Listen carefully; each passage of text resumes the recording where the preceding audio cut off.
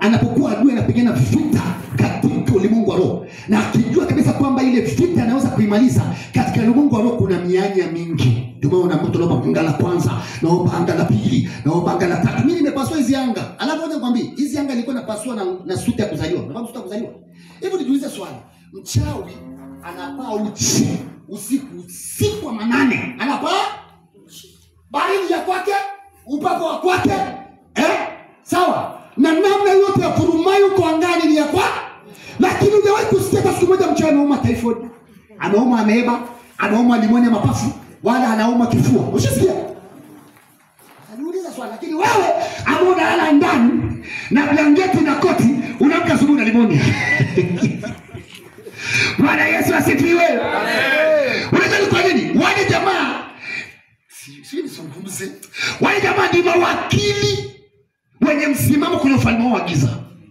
Na watu wa Mungu ni mawakili wa siri za ufalme wa Mungu katika nafasi zao. Lakini kitu ambacho kinatufanyaga sisi tuna lost au tunakuwa tunarudi nyuma au tunakuwa tunaanguka, hatujaamua kuingia mapatano na Mungu kamili.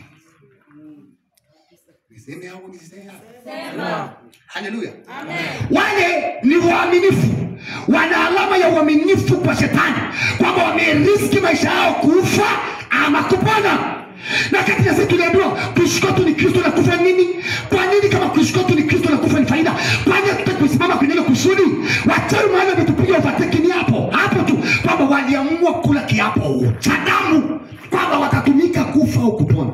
Hata mimi nilikula kipindi hicho sasa hivi. Unaelewa? Kwa hiyo wale jamaa magonjwa yote limonia, mayutia, kila siku inaturudia, mataifa yanaturudia, hayo yote waliamisha kwenye ulimwengu wa roho, wakaingiza kwetu.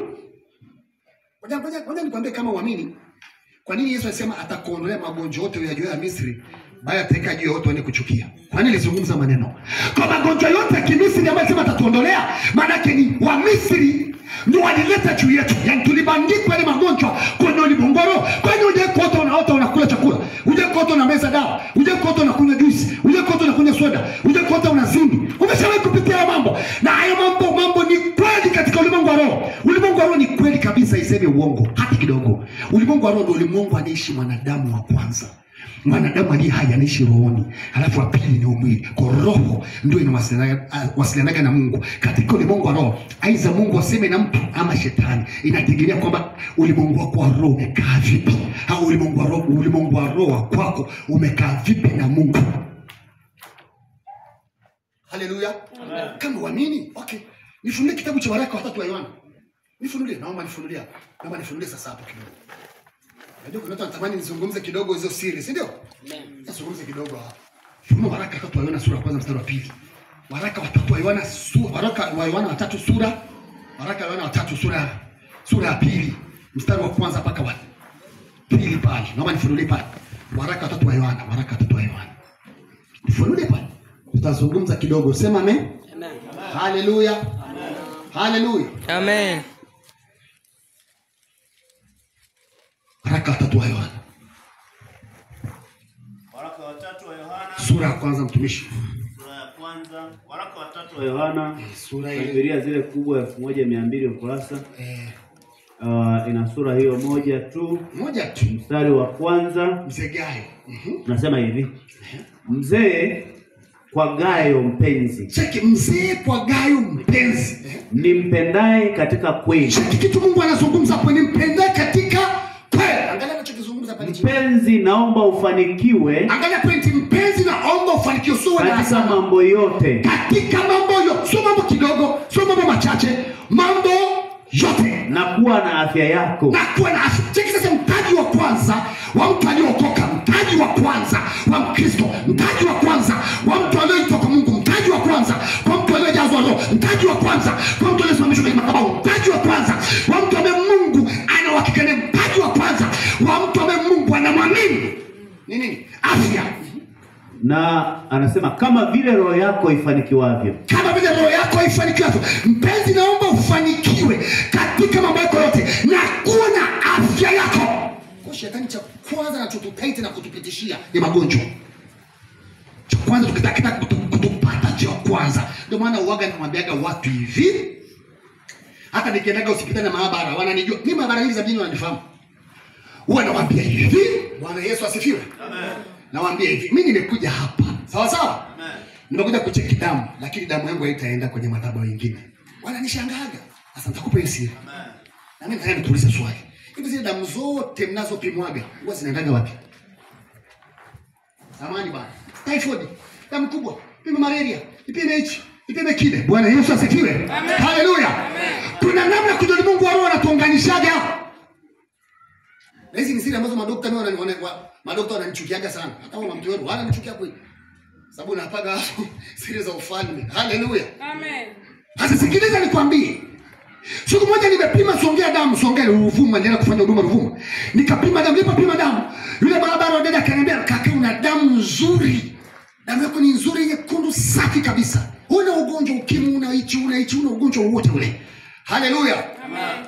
Lakini naomba tu angalau utupe grupu lako la damu, utusaidie tupate damu kidogo kwa ajili ya kuwasaidia watu. Bwana Yesu asifiwe. Amen. Haleluya. Amen.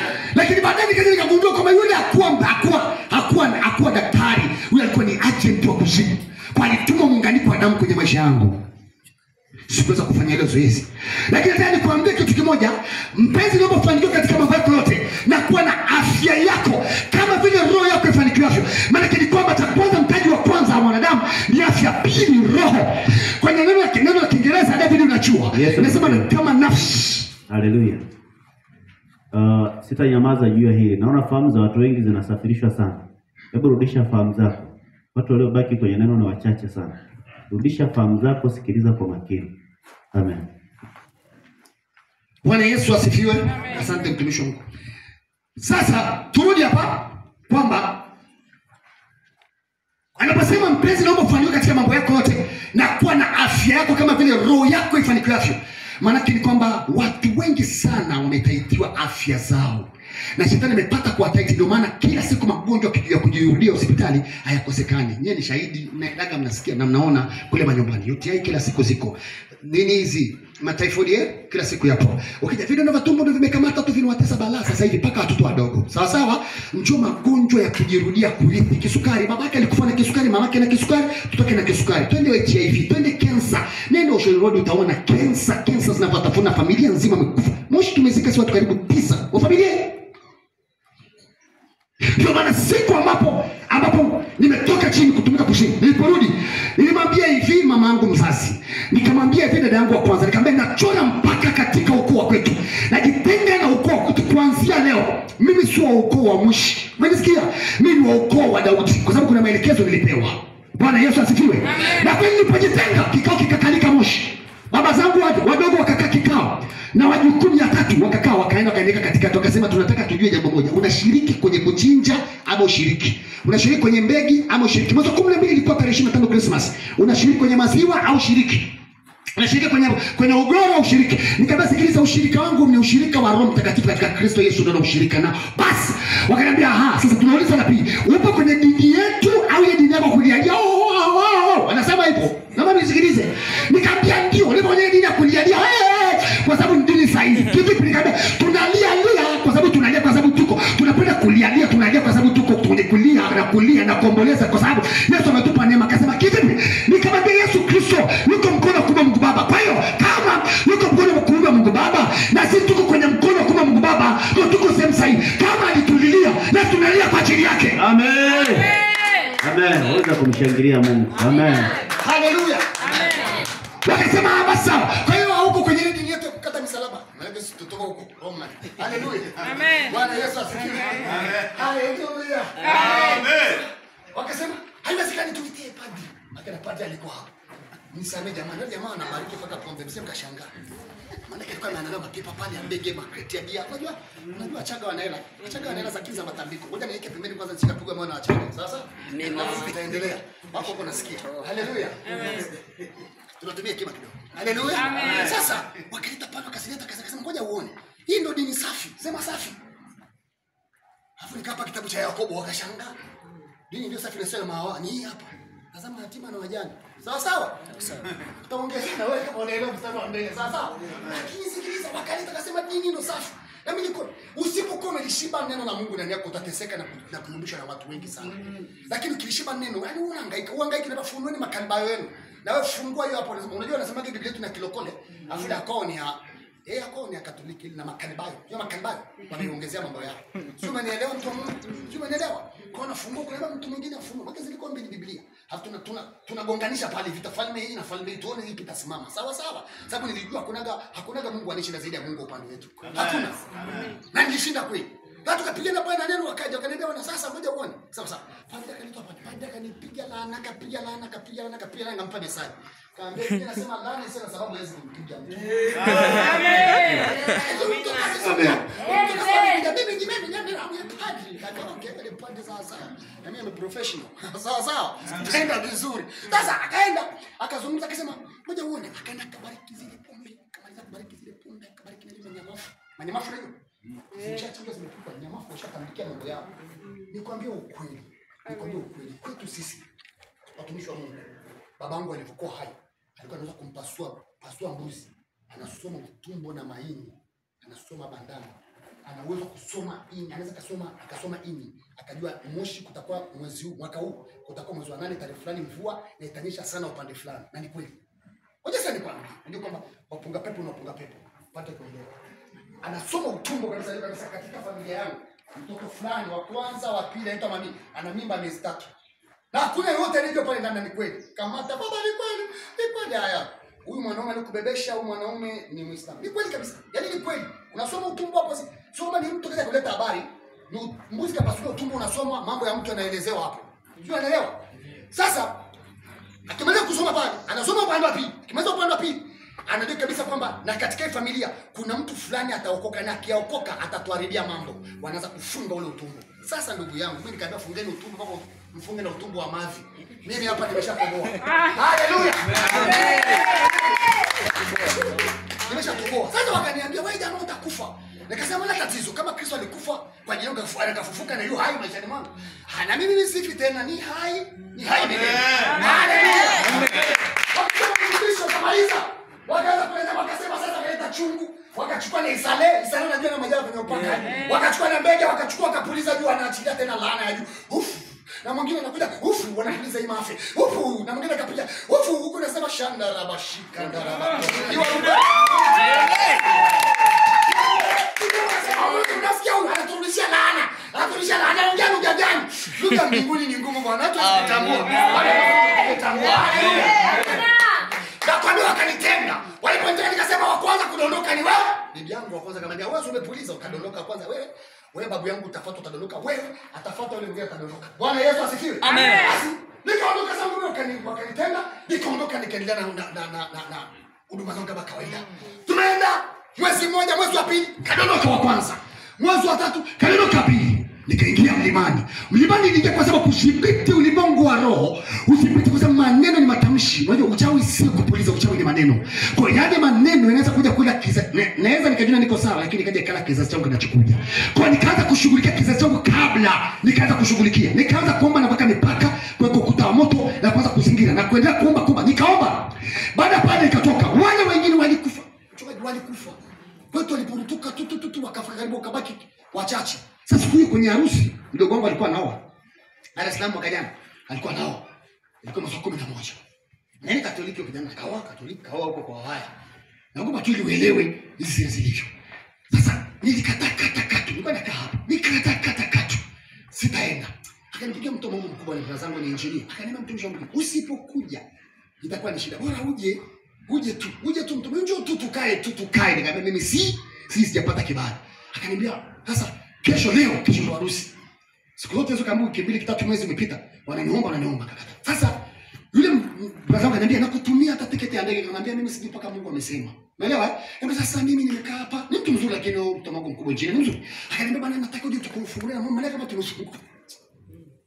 Hapa tumezungukwa na wachawi. Yaani wala asilimia kubwa wale pale kwenye harusi ni wachawi. Na kweli ni mavingunga. Umeelewa? Mama mdogo, mama mkubwa, washangazi wanajulikana, wanajua ni matajiri, wana magorofa ya hatari hapa mjini. Lakini kwa ajili ya chini. Sema chini. Sasa, wacha nikupe nitakusaidia. Sasa nimekaa usiku, Roho mpaka niambia nenda lakini usile wala usinywe. Halafu ukimaliza ondoka na usiku. Kama ni ndege, kama atakupa ni gari, ondoka usilale. Sasa nikamwambia mtoto wangu mkuu nikamwambia sasa nimepata kibali nitumie tiketi. Sasa tiketi sasa ndio ilikuwa kwenye saa 11. Hakuna ndege. Kesho ndio harusi. Nikamwambia kesho si harusi. Hii ni imekupa taarifa sahihi. Wewe ukitumia tiketi ya ndege kesho mapema anakuja. Sasa unajua kwa nini sasa usina abudi au bimu ya usiku? Nikasema asante hela. Haleluya. Amen. Akasema sio nikate nyingine na watu akageuza marango. Akasema kwa nini marango kwani useme abudi? Kwani useme bimu? Haleluya. Kisema mna shida, mimi hawezi kunifanya kitu kabisa. Bwana hivyo matumaini kaingia kwenye ng'ombe tu sasa raba shata. Unaelewa? Naweza kwenda Mungu kagua barabara, kagua njia, kagua paka mahali kufikia. Sasa akakata tiketi kapigwa. Wewe ndio mdogo, unajua dada wa magari. Wewe ndio mtumishi fulani, labda ndio mimi. Unakata tiketi gari za fulani, wewe unafika hapa baada ya shida tena. Nitakuwa mapema kabla hapo. Yeye huko ndani kwenye gari anaruhusiwa kuomba. Akasema huko turuhusiwa kabisa, akasema mimi nitaomba. Haleluya. Amen. Akasema ruhusiwa kama mimi nitaomba. Akafikiri utani tunataniana. Nisitaka utani kabisa kwa Mungu. Kafika bwana, kafika wewe. Safari inaanza kaza kusema ndugu abiria, tunaomba fungia mkanda, sijui nini, tunaomba tusali. Akasema hapa tusali. Sema tusali. Akasali salaka akamaliza. Mimi nikaenda nikamnongeza kana unakumbuka tulipatana. Na nimesikia umesali bwana. Na mimi naomba niweke tu neno kidogo. Ile safari inoge ni usiku. Mbwa mwitu na wezi na wachawi ni wengi sana barabarani. Ngoja tu niweke neno la mimi. Haleluya. Amen. Kumbe Roho Mtakatifu aliponiambia tuombe, alisemesha mkushukulia mtumishi wako kuna agent. Ngoja tu nione. Sasa nikasema jamani, nikasema Waislamu kaza kule nyuma. Akifurahi, sio akifurahi. Wanaanza kufaje? Maombi ameshakuja na hali nyingine ya nini, umeelewa? Nikasema Bwana Yesu asifiwe kimya. Nikasema mna shida. Nikasema Bwana Yesu asifiwe kimya. Nikasema sikizeni ameni. Nani anijua kwamba tukifika hapo tengeni tumeisha. Kimya tena. Akainuka mama mmoja akasema baba tuombe. Mama Muislamu kabisa. Baba tuombe. Baba katika jina la Yesu. Kila mtu afunike macho na kushukuru kwa ajili ya gari hili. Lakini Mungu ninasikia ndani yangu ili gari. Sio gari. Kuna magari yako kuna. Watu kaza kushangana na angaliana ufungua tayari macho. Magari gani yako kuna ndani? Haleluya. Sasa ndio gari ya kuzimu. Liko ndani. Limetubeba tu juu. Maana unaweza kuwa kwenye gari na gari ndani ya gari umebeba kwenye gari ndani ya gari. Nikaanza sasa. Ninaanza kuyateremsha magari yote ya kuzimu. Sasa katika Yesu nikanyosha mkono upande huu nikaka hivi. Funga mikono hivi. Ninachilia fire. Nikasikia fire. Yule huko kwenye upande wa dereva. Karuka juu na mkanda umechomekea sijui wapi. Mkanda kamata kuna mwingine kwa kijana alikuwa hapo mvuta bangi kabisa. Mvuta bangi kwa manake amevaa rastakala, kapiga tena kitenge rastakala, hadi socks ya rastakala bado amevaa pants. Huyo ni mvuta bangi tu anawakilisha. Unaelewa, lakini alinisaidia kamata. Cheki sasa Mungu alikuwa ajabu nikaanza kuongea lenyewe. Tulikuja hapa tulituma kuzimu kwa ajili ya kuchukua damu mwezi wa 11 huu. Nilikuwa nimezungumza moja, kumbe ndo kazi zao nazifanyaga. Nikasema mwezi wa 11 kwenda Disemba napiga magari basi hamna shida. Na umetokea wapi? Yaani udada asikubali kabisa uombe. Ndio maana nataka niwaambie ukweli. Hata kama mabasi yamezuia tusiombe. Daladala chochote ukisikia Roho Mtakatifu ndani yako omba. Mbona mnyamaza kimya? Amen. Sio nakwambia tu simama hapo. Omba taroni raba yanda sata. Kwa nini Mungu unasikia hiki? Na msukumo huu Bwana kuomba. Kwa nini msukumo unakuja? Naomba Mungu nifunulie. Inawezekana kuna tatizo hapa. Anza kuomba kati unaomba Roho Mtakatifu atakufunulia pale katikati ya maombi kuna tatizo la kutatua pale kwenye ile gari. Na watu watapona. Kanipuka kabisa. Sasa nikaanza kugundua kitu kimoja kwamba kule ninapokwenda watu wameshaanza kuataki barabara. Kwa kama ni anga tungeamka na ndege, kama ni barabara tupate ajali. Si unanielewa? Nikasema kwa jina la Yesu safari nitafanyaje? Nitafika. Kafika akanichukua bwana nikasema wewe nipeleke nyumbani tukafika. Moja mtumishi siku nikamwambia hapana. Wewe tu nipeleke kwenye ule ukumbi. Wanafanyaje? Wanafungia harusi. Unajua wote wale ni wapagani. Hakuna mlokole hata mmoja pale ndani. Kwanza mdogo wangu ni mpagani kwa sababu ni Mkatoliki. Wote. Mpaka na mkapagani wote wapagani wako pale. Nikaenda mata. Ilikuwa ni ukumbi wa JKT. Haleluya, nikaingia pale kwenye ndani pale. Wameka hayo manani yao. Funga hayo maisi yao kama maspika makubwa yale. Unafahamu ile maisi nikakamata ile maisi. Nikaanza kutamka maneno kupitisha vitu na vitu vibaya kutoka. Unaelewa? Nikaanza kutamka nikasikia hataki inakuja kwenye vyakula. Na maji na soda tamka kuna watu watakuja kuingizwa kwenye unajisi hapa watumishi watakuja. Watu nakula kuja watumishi wa Mungu wengi sana. Wanakujaga unafikiri waalikwe wanatoa na kadi wanapewa wanakuja. Wanachangia hata kwa kujua kuna kwenye harusi za Wakatoliki wanaenda walokole. Je, kuna? Lakini namna gani unaenda kula kile chakula? Unakwenda kula kwa tumbo, kwa nafsi. Kwa sababu kila kwa nafsi ni balaa, bora ule kwa tumbo. Bwana Yesu asifiwe. Amen. Kama kamaliza nikatoka. Wakaingia maharusi. Nimeingia kama mtu wa kwanza wao jamaa. Tumekaa pale mbele. Ile brasa yangu. Sasa hapo ndipo Mungu akaanza kunifunulia vitu. Hapo tumekaa, vyakula vinakuja. Naendelea kufundisha. Sawa sawa. Nataka nifunulie kitabu cha Efeso ile sura ya kwanza mstari wa 3. Amen. Amen. Kila aliyekuja aje nisalimia, kila anayeona anaangalia chini. Kila anaangalia chini, ananisunya.